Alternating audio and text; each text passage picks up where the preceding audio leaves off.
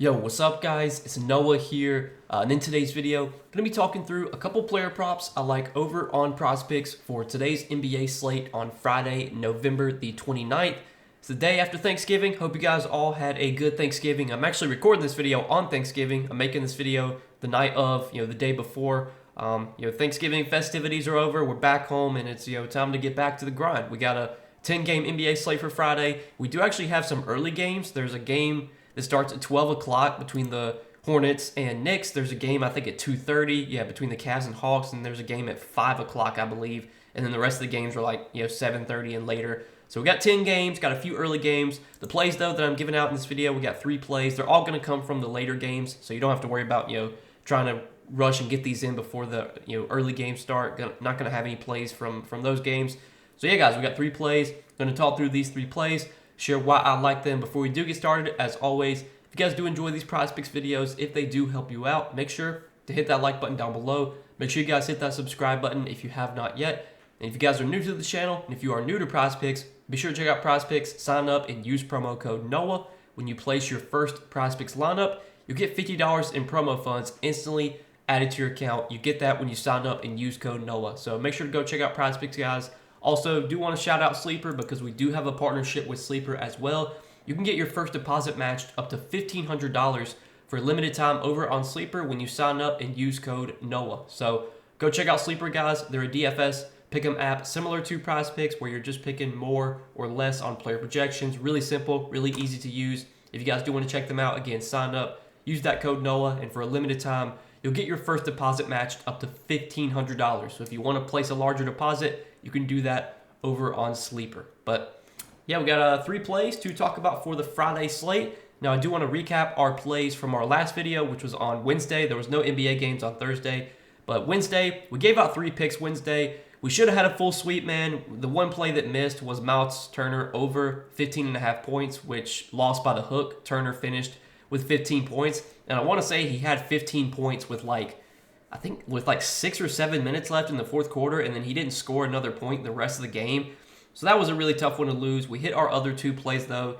So hit 2 out of 3 on Wednesday. Not too bad. Let's see if we can get a full sweep, though, for this Friday slate. Got 3 plays. Let's go ahead and break them down. So first prop that I do like for Friday is going to be a rebounds prop, and we're going to take Julius Randle for more than 6.5 rebounds. So Julius Randle, throughout his career, has historically been a pretty good rebounder. He's typically been a guy that averages around 7 to 8 rebounds per game. Now, this season, I want to say his rebounding numbers are a little bit down, just kind of due to the fact that he's playing alongside Rudy Gobert, who's a really good rebounder. Last season with the Knicks, Julius Randle did average 9.2 rebounds per game. He averaged 10 rebounds per game the season before that, 9.9, 10.2, 9.7, 8.7. His rebounding numbers, he's actually averaging a career low in rebounds per game this season, 6.7. Again, he's historically been a guy that averages around 8 to 10 rebounds per game. I think that's probably due to the fact that, again, he's playing alongside Rudy Gobert, who's a really good rebounder. But Randle will still get some minutes with Gobert off the floor. And Randle is still averaging the second most rebound chances per game on the team, 13.8 rebound chances per game. He's averaged 6.7 rebounds per game this season. If we look over his last 5 games, he's been averaging a similar amount of rebound chances, 13.2, averaging 6.8 rebounds per game over his last 5 games. He's still been playing really big minutes too. Randle's consistently getting 35, 36 minutes a night. He's averaging 34.5 minutes per game this season. Over his last 5 games, he's played 34, 38, 36, 35, and 36 minutes. So if we're going to get 35, 36 minutes from Julius Randle here, I think we got a pretty good chance of getting 7 rebounds from him. You look at the games this season where he's played at least 34 or 35 minutes. He's had 6, 5, 7, 10, 9, 6, 6, 9, 6, 10, 9, and 4 rebounds. He's had a lot of games this season where he's had 6 rebounds exactly. I think he's had, 6 games this season with 6 rebounds exactly. So, he's lost by the hook 6 times. He's had 2 games with 5 rebounds and then 3 games with 4. But the rest of the games this season, 7. He's had 7 or more. He's had 7 or more, and I believe, 2 out of his last 4 games. A lot of games though lately. He's had he had a stretch where he had 6 rebounds in 3 straight games. Hopefully he doesn't have 6 here. I think we can get more than 6.5 though for Julius Randle. And again, this is a guy that has historically been a good rebounder throughout his career. He's been playing big minutes lately. Matchup here against the Clippers from a rebounding perspective, I think it's just kind of like a neutral matchup. It's not a great matchup, but it's definitely not like the worst matchup either. But again, I'm just kind of betting on the roll for Julius Randle. The minutes have been up lately, been playing big minutes, and I don't see any reason why that doesn't continue. And I was looking at some sportsbook odds. A lot of sportsbooks have this heavily favored towards the over. I think DraftKings had it at minus 130, juice towards the over. Obviously on Prizepicks, it doesn't matter if you take the over or the under. It all pays out the same for the most part, unless you're doing like correlation. It all pays out the same. So on Prizepicks, you don't have to lay that juice. Anytime you can find props that are heavily juiced on a sports book one way or the other, and you're not having to lay that juice on Prizepicks, you want to be doing that. So I do like this prop on Julius Randle. Going to take him for more than 6.5 rebounds. Next prop I like is going to be a PRA prop. We're going to look at a prop on Josh Giddey, and I like Josh Giddey for less than 23.5 PRA. So Josh Giddey has had a kind of an up and down season with the Bulls. His minutes have kind of been all over the place. Coming into this season, I thought Josh Giddey was going to be a guy that was going to probably play like 30 minutes a night, and that really just hasn't been the case. As of late, his minutes have started to kind of trend down. He only played 21 minutes against Memphis, played 26 against Washington. Last game against Orlando, played 23. He did get up to 33 minutes against Atlanta, but only 26 against Milwaukee, only 21 against Houston, played just 15 minutes against Cleveland. Giddey is he's a player that can be productive when he gets minutes because he can do everything when he's on the floor. He can score a little bit, he can rebound, he can get assists, but he's also a big-time liability on the defensive end. He's just never really been a good defender, and we saw a lot when he was on OKC last year. His minutes would get cut down because he would make defensive mistakes. They would have to sub him out to get better defenders on the floor. I think Giddey's a guy that's going to do really well in good matchups when he faces like really bad teams, when he faces really soft defenses. For example, in a recent game against Atlanta, he did really well. He did pretty decent against Washington, had 23 PRA, but he's really struggled against the good teams this year. Only had 20 PRA against Orlando, only had 12 against Milwaukee. He really struggled against Cleveland. Last time he faced Cleveland, really struggled against Houston, only had 23 PRA. Again, I think Giddey's one of these guys that can be a little bit of a liability against teams that, can kind of hunt him from a matchup perspective. And that's what Boston loves to do. This is a really scary spot for Josh Giddey. I think this is definitely a spot where Josh Giddey could get played off the floor.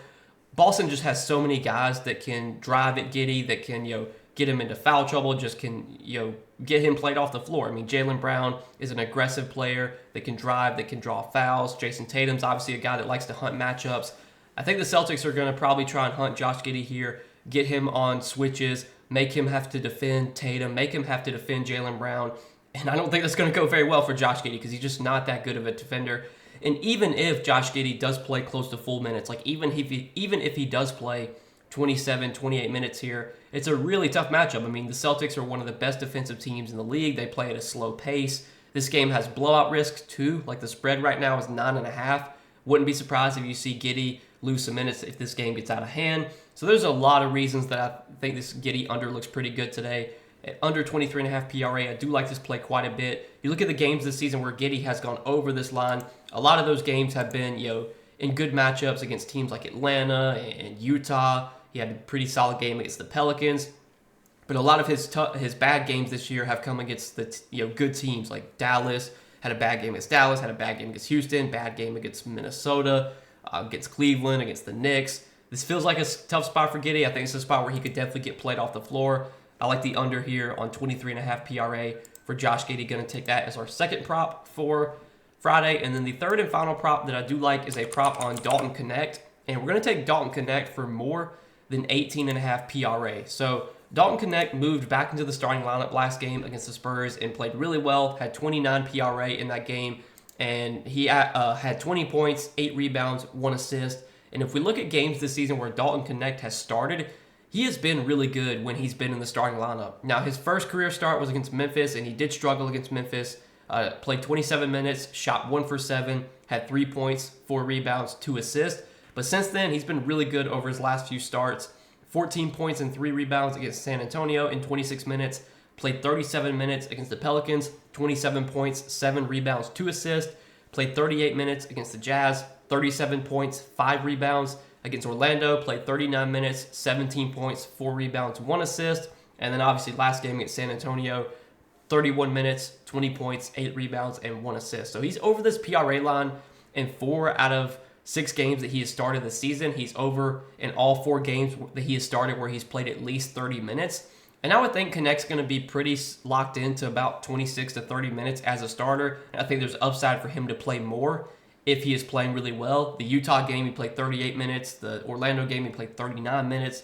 Against the Pelicans, he played 37 minutes. So there's definitely upside for Connect to see big minutes if his shot is falling. And Connect is a player that relies heavily on his teammates getting him set up for shots. He's a big-time catch-and-shoot guy. He's a guy that relies heavily on catch-and-shoot threes, catch-and-shoot, just shots in general.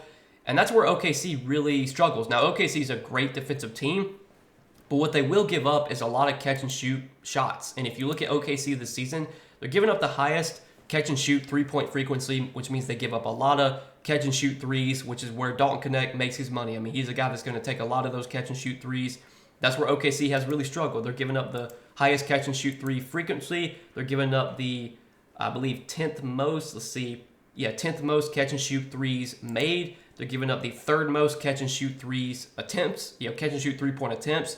So I think this is actually kind of a good spot for Dalton Connect. The minutes have been up, obviously, when he's been in the starting lineup, but he's kind of gone back and forth. He was a starter, then they benched him for Cam Reddish, and then he was back in the starting lineup last game. You would think after Connect put up 20 points last game as a starter, he's going to be locked into the starting lineup here once again. And when Connect has started this season, he's been really good. He's been really productive. I like the matchup for him here. I think this PRA line's a little bit low on Connect. I also like him for more than 13.5 points, but I think I like adding PRA just because, at that point you're pretty much, you're betting on Connect to get, 5 rebounds plus assists, because if he goes over his, you're going to need him to score 14 points to obviously go over his points prop. You're going to need him to get 5 more rebounds plus assists to go over his PRA, and I think he probably gets 5 rebounds plus assist here. I mean, his rebounds plus assist line is set at 5.5.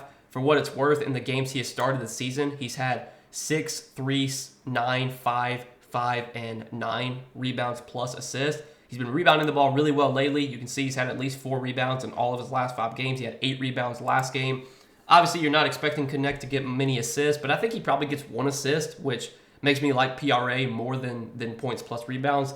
This season, Connect is averaging just about 1 assist per game. He's had at least 1 assist in, I believe, 5 out of his last 8 games, 6 out of his last 9. And he's had a couple games in there with 2 assists. He had a game against Memphis where he had 3 assists.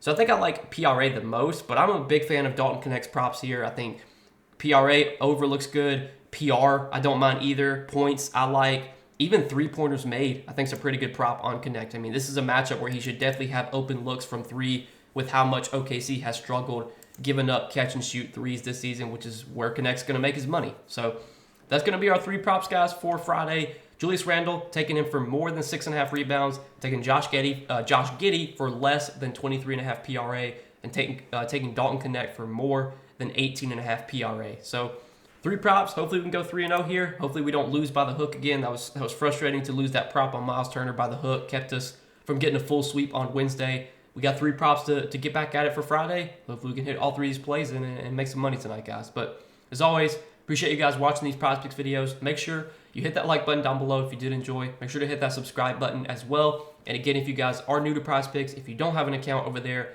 use that promo code NOAH. When you do sign up for Prizepicks and when you sign up with my promo code and place your first lineup, you'll get $50 in promo funds instantly added to your account. Go check out Prizepicks if you guys have not yet. But good luck tonight. Thanks for watching as always, guys. We will see you in the next video.